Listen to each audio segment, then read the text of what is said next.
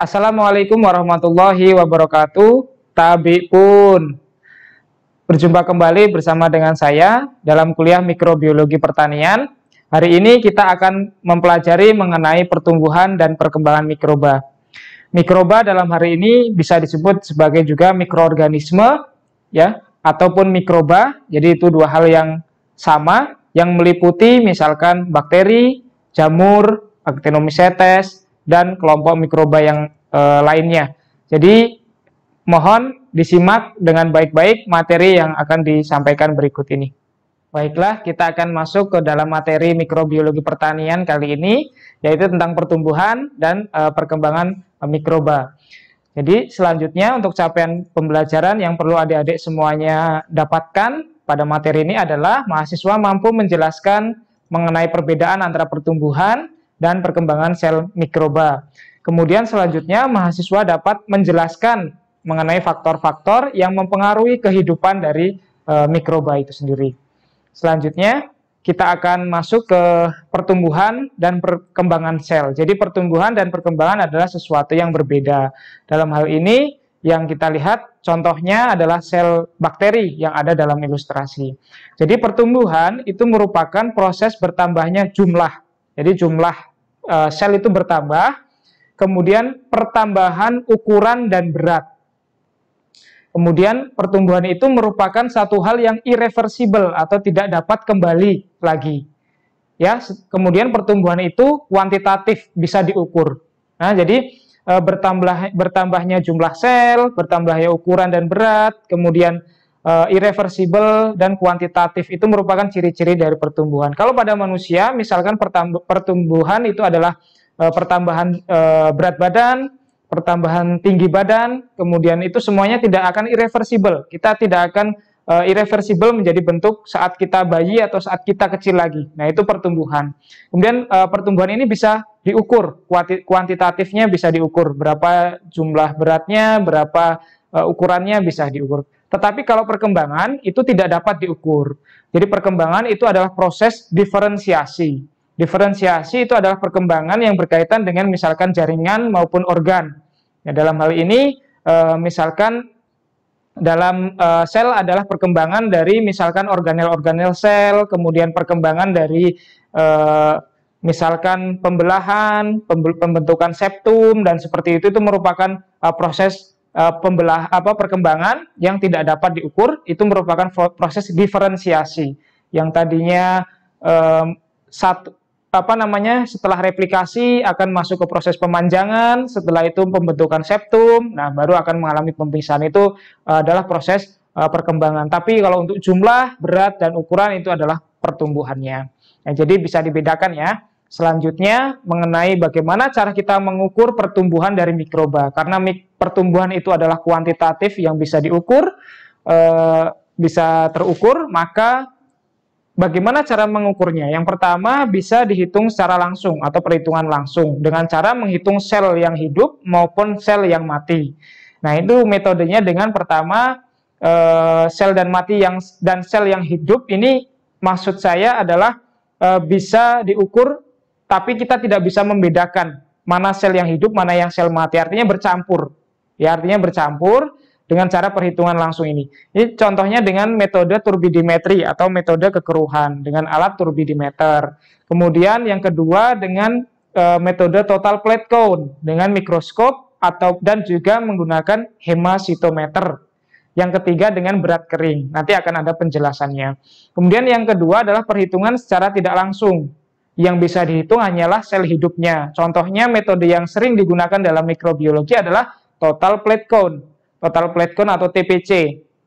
Ini metodenya bisa dengan pour plate, bisa dengan sprit plate, atau dengan metode MPN. Pour plate artinya dia adalah cawan tuang, sprit plate artinya dia adalah dengan cawan sebar, ataupun dengan metode MPN, most probability number. Jadi kita memperkirakan kira-kira berapa yang hidup dalam media itu. Nah, selanjutnya akan kita bahas mengenai pertama adalah metode langsung, yaitu dengan metode turbidimetri. Maksudnya di sini kita di sebelah kiri adalah gambar dari media cair, yang gambar tabung reaksi sebelah kiri, media cair tanpa adanya mikroba yang tumbuh atau kontrol. ya. Jadi hanya media yang sudah disterilisasi.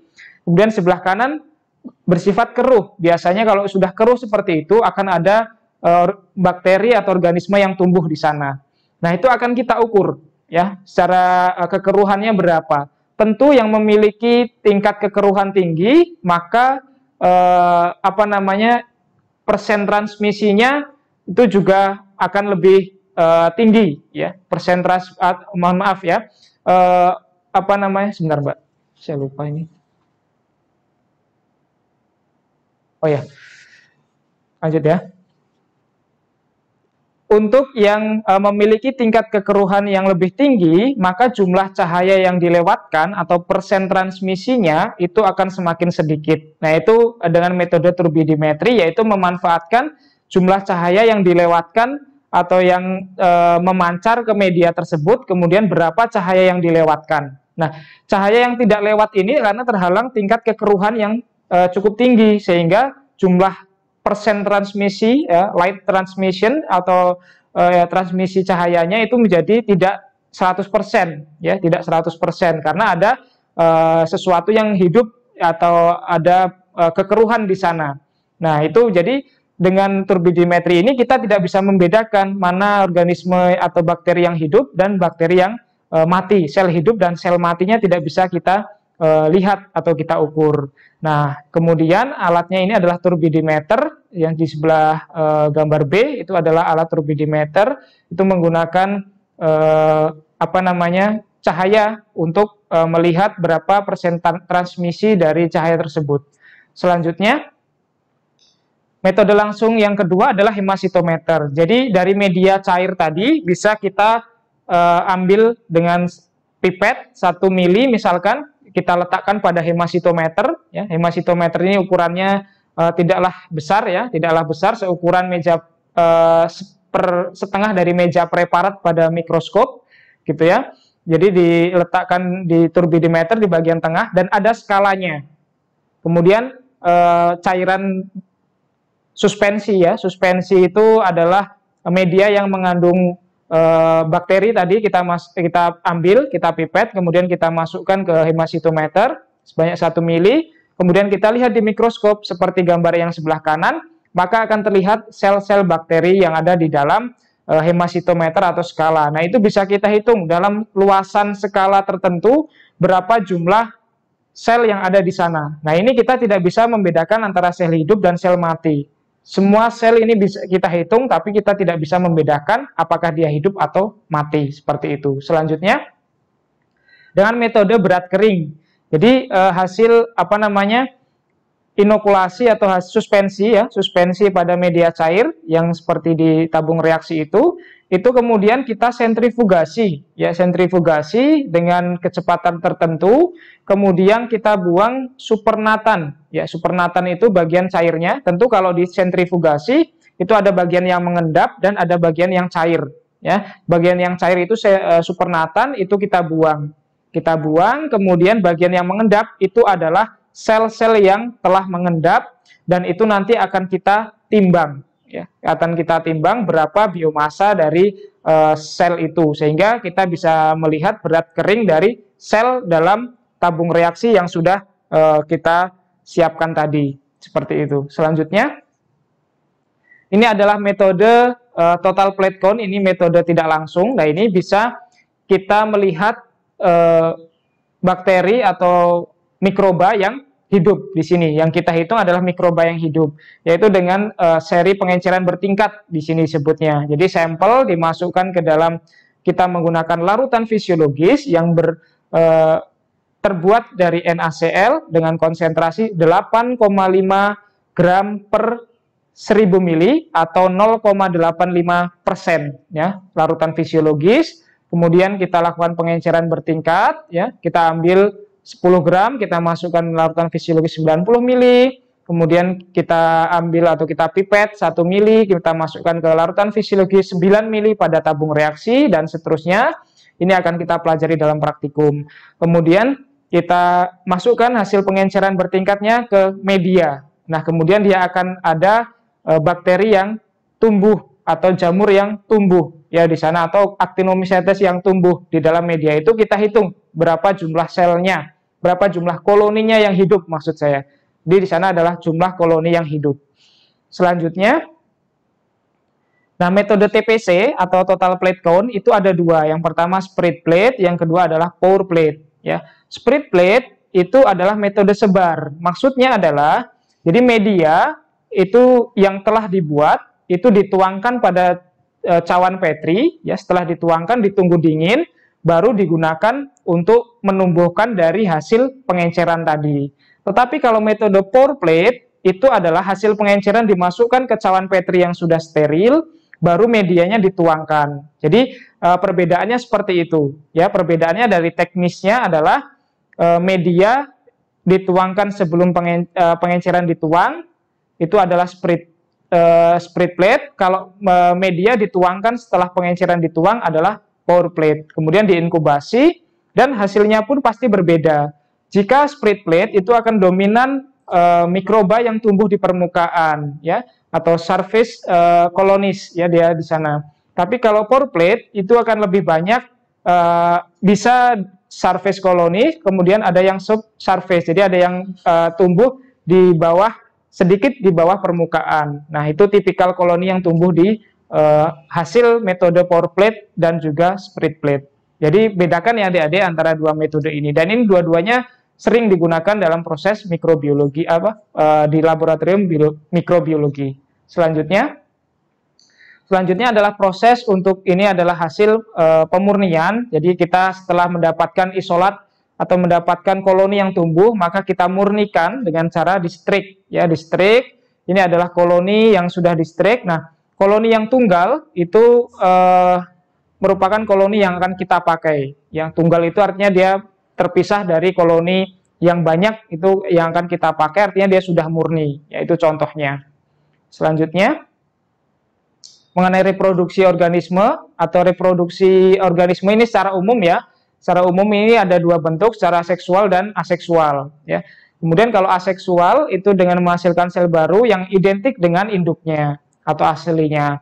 Kemudian tidak banyak terjadi variasi genetik ya. Kemudian individu yang baru dihasilkan dari parent organisme. Kemudian kalau reproduksi aseksual itu contohnya adalah eukariotik, itu lebih kompleks ya, lebih kompleks. Contohnya adalah fungi misalkan. Ya, lebih kompleks daripada prokariotik atau daripada bakteri karena melalui proses mitosis. Selanjutnya, nah tahapan mitosis ini ada profase, ada metafase, anafase dan telofase ya. Itu sudah cukup panjang untuk proses mitosis ya di sini. Namun untuk reproduksi seksual itu individu baru dibentuk melalui fusi dua sel atau peleburan dari dua sel yang berbeda jenis kelaminnya, itu dari reproduksi seksual. Kemudian fusi gamet atau proses fertilisasi itu akan menghasilkan zigot ya. Nah, reproduksi mikroba ya, mikroba prokariot contohnya adalah bakteri, secara umum itu adalah seksual ya. Sel-sel baru berasal dari hanya satu sel atau parent cell. Nah, sebagian besar prokariot itu adalah uniseluler yang melakukan proses reproduksi dengan cara binary fission atau pembelahan sel. Nah, sebagian lagi dengan proses budding atau proses fragmentasi, dan juga ada yang melakukan proses dengan pembentukan exospora. Nah, ini contohnya adalah secara umum untuk bakteri ini adalah prosesnya pembelahan biner atau binary fission ya dengan pada sel bakteri. Jadi satu sel yang awalnya ya, pertama yang akan membelah yang akan bereplikasi adalah DNA-nya. DNA itu akan bereplikasi dulu. Setelah DNA bereplikasi, maka terpisah ke masing-masing ujung dari bakteri atau sel bakteri. Masing-masing ujung kemudian berpisah, mulai terbentuk sekat atau septum ya.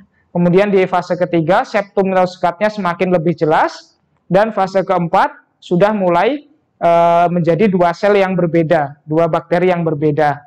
Nah, contoh di sebelah kanan ini gambar B itu adalah hasil dari Bacillus ya, Bacillus licheniformis ya. Jadi sudah mulai untuk pembelahan, dan itu sudah terlihat adanya septum ya, ada septum dan materi genetik yang sudah terpisah menjadi dua. Nah, itu contohnya. Kemudian selanjutnya adalah kurva pertumbuhan bakteri. Jadi pertumbuhan bakteri ini ada kurvanya, ada fasenya. Fase yang pertama adalah fase lag fase atau fase adaptasi. Jadi fase lag fase atau fase adaptasi ini bakteri masih beradaptasi dengan kondisi lingkungannya dengan nutrisi yang ada. Kemudian setelah mulai beradaptasi dan cocok, dia akan melakukan pertumbuhan yang sangat cepat dengan eksponensial fase atau fase log, logaritma.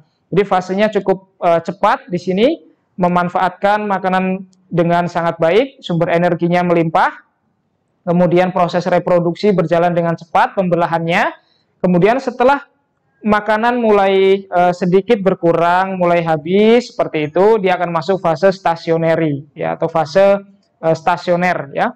Jadi maka pertumbuhannya tidak akan melakukan pembelahan lagi di sana, ya, hanya mengkonsumsi makanan, sumber energi.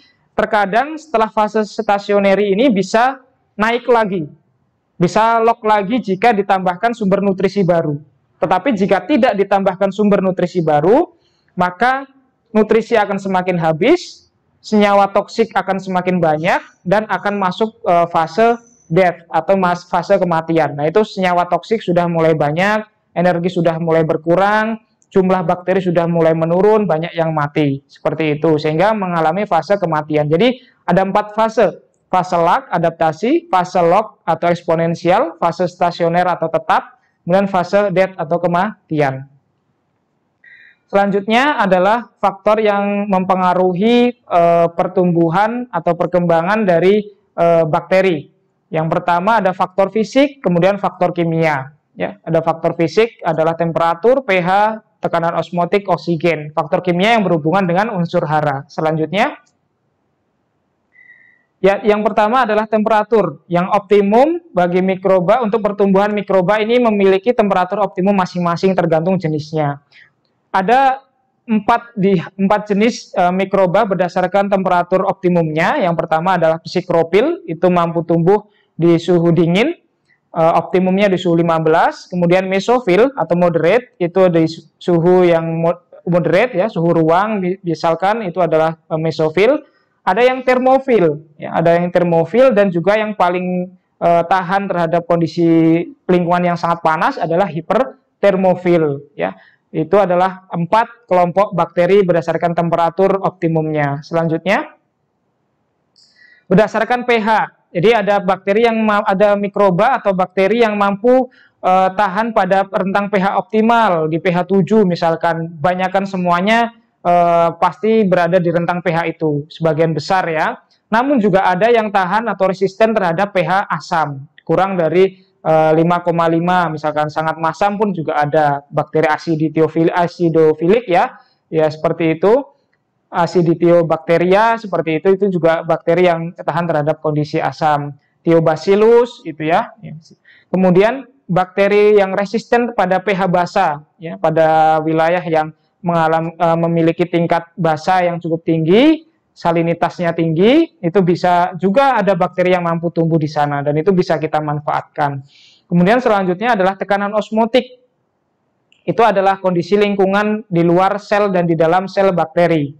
Nah, bakteri itu akan mengalami, sel bakteri itu akan mengalami kondisi yang isotonik, ya, itu menggunakan NaCl 0,85%. Oleh karenanya, pada saat kita isolasi bakteri ataupun tadi, ya, metode pour plate atau metode split plate TPC tadi, itu menggunakan NaCl 0,85% karena konsentrasi 0,85% merupakan konsentrasi isotonik, artinya seimbang antara di dalam sel dan di luar selnya.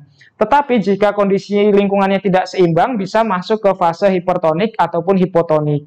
Dan di sebelah kiri adalah kondisi normal sel, ya. Jadi kondisi isotonik, ya, dengan 0,85% NaCl, jadi seimbang antara dalam dan luar sel. Di sebelah kanan adalah kondisi hipertonik, ya. Kondisi hipertonik ini menjelaskan bahwasannya kondisi lingkungan di luar sel itu konsentrasinya lebih tinggi atau lebih pekat. Di sini menggunakan 10% NaCl, ya, artinya sangat pekat sekali sehingga sel mengalami lisis atau mengalami sel harus menyesuaikan dengan lingkungan. Nah, dengan konsep seperti itu, maka cairan sel menjadi keluar. cairan sel menjadi keluar dan sel menjadi lisis atau mati. Namun kalau hipotonik itu artinya adalah cairan konsentrasi di luar sel itu jauh lebih rendah daripada konsentrasi di dalam sel. Ya, konsentrasi di luar lebih rendah daripada di dalam sel, sehingga terkadang selnya akan menggelembung. Ya. Mohon dibedakan untuk hipertonik dan hipotonik. Selanjutnya mengenai oksigen. Jadi oksigen ini juga mempengaruhi pertumbuhan mikroorganisme. Ya, jadi ada mikroorganisme yang obligat aerob, sangat membutuhkan oksigen. Mikroaerofilik, tumbuh jika ada oksigen dalam jumlahnya yang sedikit, mampu tumbuh jika dalam jumlah oksigen sedikit. Anaerob fakultatif, tumbuh baik dengan sedikit atau tanpa oksigen bebas. Ya. Kemudian aerotoleran anaerob, tumbuh tanpa oksigen bebas juga bisa hidup dalam lingkungan dengan oksigen yang melimpah juga bisa, seperti itu. Kemudian obligat anaerob, tumbuh apabila tidak ada oksigen bebas. Kalau ada oksigen bebas, dia akan menjadi toksik atau menjadi racun bagi organisme tersebut. Selanjutnya, berikut adalah ilustrasinya bagaimana obligat aerob, jadi membutuhkan oksigen dalam jumlah yang banyak. Kemudian mikroaerofilik, lebih banyak tumbuh di oksigen yang jumlahnya sedikit. Ya. Kemudian fakultatif aerob bisa tumbuh tanpa maupun oksigen sedikit. Ya. Kemudian kalau aerotoleran anaerob, ya, juga bisa tumbuh tanpa maupun adanya oksigen sedikit. Tetapi kalau fakultatif anaerob, ya, fakultatif anaerob itu lebih dominan pada yang sedikit oksigen. Tapi kalau aerotoleran anaerob, baik ada oksigen tidak ada oksigen masih bisa tumbuh. Kalau obligat anaerob adalah bakteri atau organisme yang tumbuh di lingkungan tanpa adanya oksigen. Ini contohnya dalam tabung reaksi, ya, biasanya seperti itu. Selanjutnya, faktor kimia. Ya, tadi faktor fisik, sekarang faktor kimia. Faktor kimia adalah meliputi unsur hara, yaitu karbon sebagai sumber energi, ya, sebagai sumber atau struktur organik molekul. Kemudian bakteri bersifat kemoautotrof itu menggunakan bahan organik sehingga membutuhkan karbon. Untuk bakteri autotrof itu membutuhkan CO2 sehingga juga membutuhkan karbon. Selanjutnya adalah nitrogen, tentu sangat penting untuk proses pertumbuhannya. Contohnya bakteri nitrifikasi itu tentu menggunakan NH4+ atau NO3-, ya, digunakan untuk proses tumbuhnya. Kemudian hanya sedikit bakteri yang menggunakan N2 untuk fiksasi nitrogen, ya, misalkan Rhizobium, ya, hanya spesifik bakteri-bakteri tertentu, maksudnya spesies-spesies bakteri tertentu. Selanjutnya, sulfur. Sulfur ini sangat penting juga untuk pembentukan asam amino. Kemudian beberapa bakteri menggunakan SO42- atau H2S sebagai aseptor elektronnya bisa digunakan. Kemudian fosfor. Fosfor ini juga sangat penting, sangat pembentukan DNA, RNA, kemudian ATP, kemudian PO4-3- ini merupakan sumber fosfor yang sering digunakan untuk pertumbuhan mikroorganisme atau bakteri ataupun jamur. Selanjutnya adalah ada oksigen yang ternyata oksigen ini perlu dinetralisir oleh kelompok bakteri tersebut karena terkadang keberadaan oksigen ini akan menjadi toksik bagi mikroorganisme tersebut sehingga harus dinetralisir oleh sebuah enzim yang disebut dengan enzim superoksid dismutase. Ini akan mengubah oksigen radikal menjadi hidrogen peroksidase. O2 menjadi H2O2. Kemudian H2O2 akan dirubah oleh katalase menjadi H2O sehingga oksigen ini bersifat netral atau tidak berbahaya bagi kehidupan mikroorganisme. Nah, ini beberapa bakteri memiliki kemampuan dalam hal ini di lingkungannya yang terbatas. Mungkin demikian yang dapat disampaikan mengenai materi dari pertumbuhan dan perkembangan mikroba. Mohon maaf jika ada kesalahan ataupun kekurangan. Sampai bertemu pada perkuliahan selanjutnya. Saya akhiri. Wassalamualaikum warahmatullahi wabarakatuh.